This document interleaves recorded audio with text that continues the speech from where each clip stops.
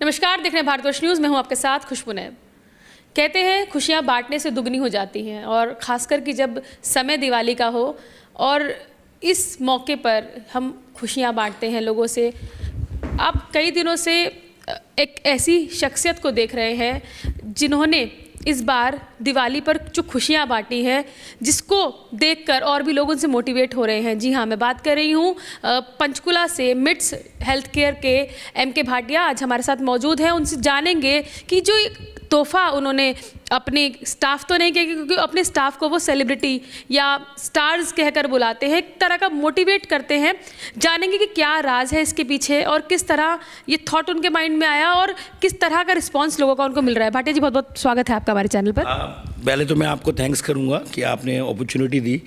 मेरे कभी ड्रीम्स रहे हैं कि ऐसे मेरे भी कभी इंटरव्यूज़ हो, और हमने सुना हुआ था, बल्कि अपनी सबसे पहले तो अपनी बिटिया से ही, कि लोग वायरल होते हैं। पहले सुना था कि रातों रात स्टार बन जाते हैं, और एकदम से जो ये सब कुछ हुआ, जो देश में चर्चा, विदेश में हमारी कंपनी की चर्चा हो रही है, मैं तो कह रहा हूँ 12 नहीं, वही भगवान करें कि अगली दिवाली से हम 100 कार्य दें। और कोई पूछ रहा है ये क्या आइडिया था, कैसा था। देखिए, ये एक सेलिब्रिटीज़ वर्ड इसलिए हुआ, स्टार्स वर्ड इसलिए हुआ कि हम लोग इकट्ठे वर्क कर रहे थे, और मैं 2015 में मुजफ्फरनगर से आया, एक छोटे से ऑफिस के साथ सपना लेके आया था। बचपन से लगा हुआ मैं काम में, और मेरे फादर का मेडिकल स्टोर एजेंसी होती थी मुजफ्फरनगर में, और 89 से मैं बैठने लगा था अपनी शॉप पे। 92 में मैंने जो अपनी स्टडीज़ करी है वो भी अपनी शॉप पे ही सोता था। मुझे शौक चढ़ गया था कि मतलब कुछ रिक्वायरमेंट भी थी फैमिली की, और कुछ हमारे डाउनफॉल ऐसे आ गए थे कि मतलब अगर काम ना होता तो बड़ी दिक्कत थी हमारे पास, कुछ लाइबिलिटीज़ हो गई थी।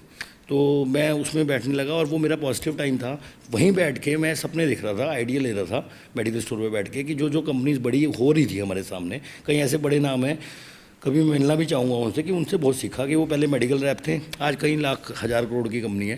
सो वहाँ से मैं सपना देख रहा था। सपने देखते देखते मैं एक सपना लेके यहाँ पे आया चंडीगढ़ में 2015 में। मेरी उस जर्नी में भी कई सारी मूवी की स्टोरीज़ भी हमने लिख ली है, बनाए गए, मतलब कोई अच्छा प्रोड्यूसर मिलेगा या कोई किसी को आइडिया कंसेप्ट पसंद आएगा।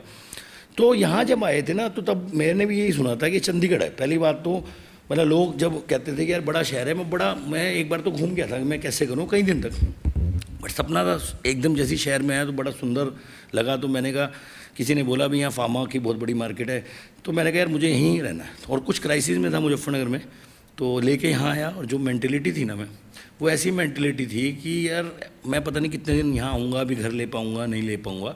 कोई ऐसा ना हो कि कहीं पर अनजाने में कोई स्टाफ हमारा रखें जो वो वाला वर्ड आज नहीं, तो कोई कंप्यूटर नहीं ले जाए। क्योंकि आप भी देखते हो कि कई बार आप मान लें कि चीज़ें होती है, नेगेटिव चीज़ें दोनों पार्ट पे होती है। वो सपने के साथ कहीं अप एंड डाउन्स भी आए, बहुत सारी सीरीज़ है उसमें, मतलब आपको बताएगी भी। तो होता क्या है कि ये जो सेलिब्रिटीज़ बने हैं, ये सारे उनमें से बने हैं जो छट के आए हैं, फिल्टर होके आए हैं।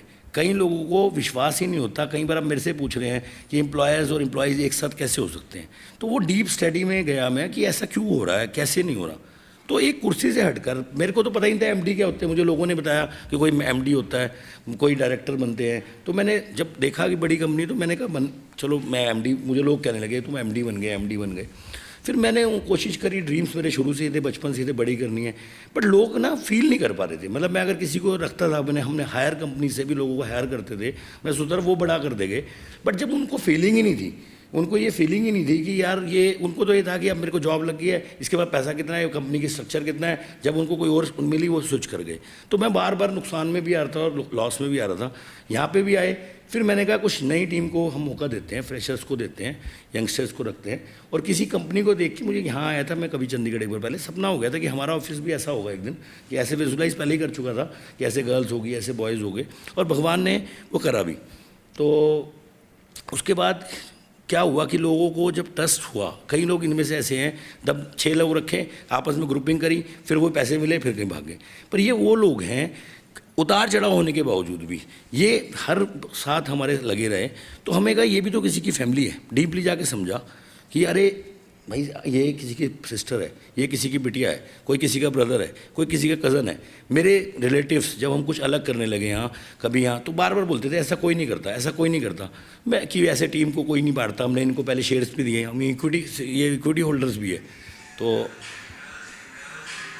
मेरा ट्रस्ट भी शुरू से रहा कि कंपनी बड़ी होनी है और हो रही है, और अब तो और आशीर्वाद मिल रहा है। तो लोगों को जो है ना ट्रस्ट नहीं होता था कि वो जो जाते थे, तो मैंने इनका नाम रखा कि यार यही कुछ दिनों से ना आपके उससे हमने एंटरटेनमेंट का भी काम शुरू किया है। तो मैं सेलिब्रिटीज़ के साथ भी उठना बैठना हुआ कि जो हम सुनते थे सेलिब्रिटीज़, बड़ी बड़ी बात होती थी कि यार सेलिब्रिटीज़ के साथ बैठ गए, तो मैंने वो फील करा। फिर मैंने देखा यार वो भी नॉर्मल है, वो भी हमारे में से सेलिब्रिटीज़ बने।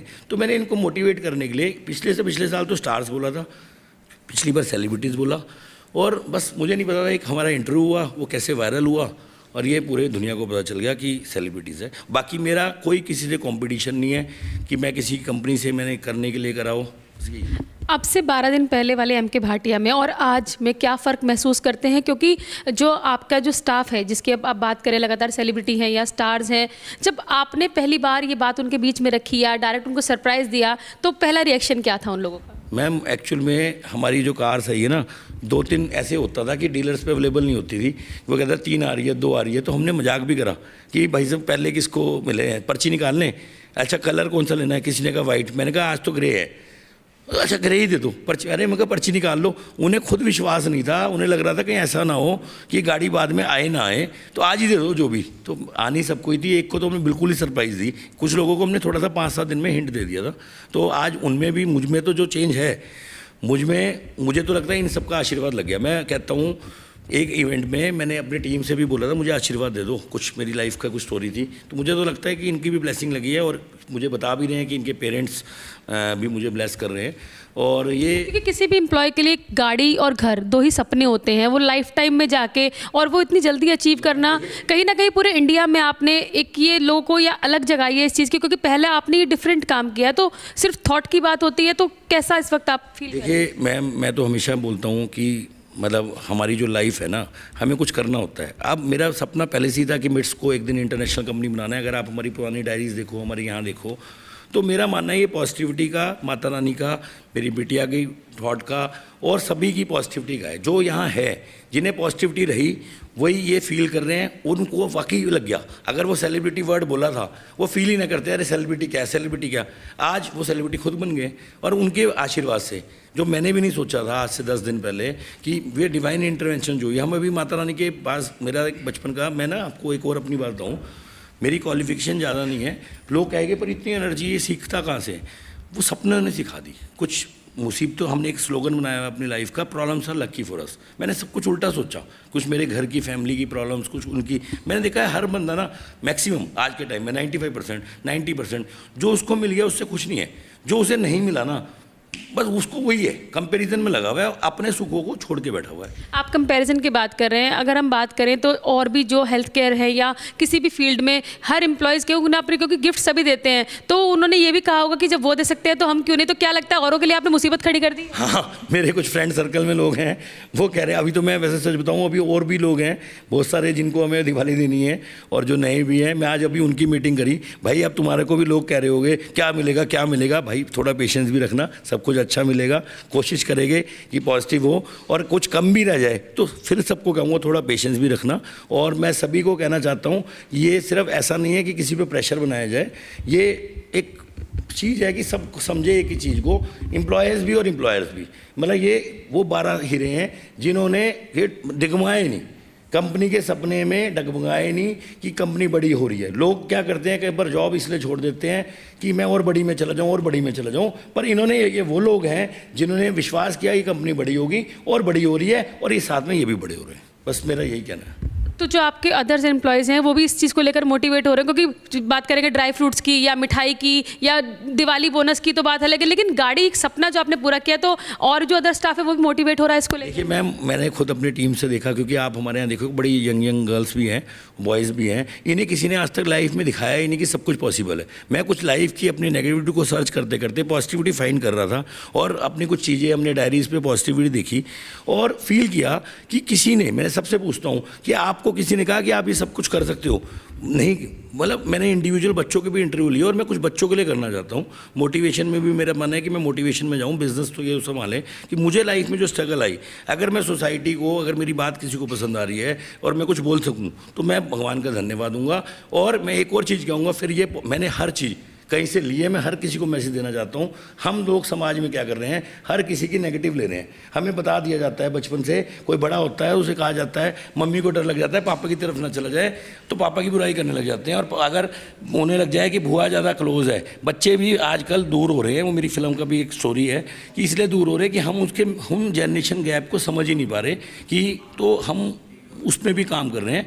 और पॉजिटिव अगर सोचोगे, ये मैंने हर किसी की पॉजिटिव ली और आज भगवान कह रहे हैं कि पॉजिटिविटी आई कहाँ से आ गई, अपने बम्बारमेंट हो गया, वही आपका कहना।